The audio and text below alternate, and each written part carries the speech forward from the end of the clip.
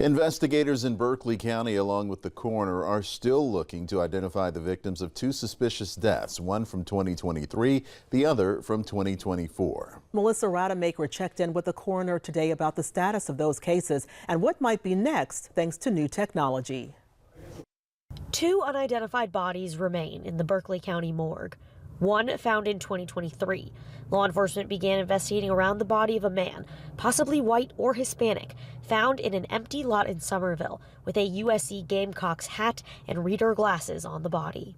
In 2024, investigators responded to a burned body of an unrecognizable black man found in an open coal car at the Santee Cooper Pineville plant. We go through a very lengthy process in trying to identify decedents when they don't have any kind of identification on them at the time of death.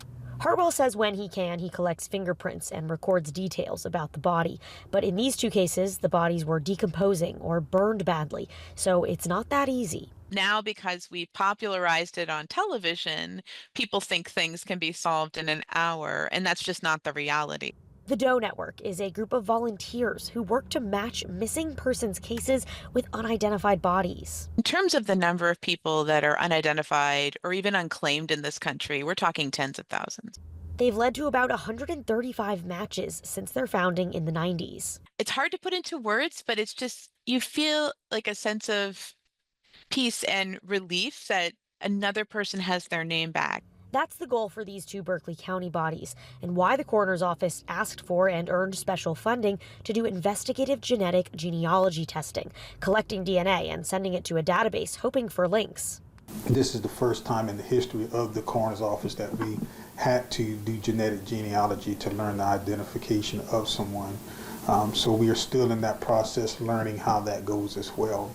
Hartwell says these are two of the hardest cases of his career, challenging to identify. And if the DNA doesn't produce a clear path forward, they will be buried once all the evidence possible can be collected for the case and stored in case of new leads. Hartwell and Kennedy say it's never too late to come forward to any agency if you think you know something about either of these two bodies. In Berkeley County, Melissa Rademacher, Live 5 News.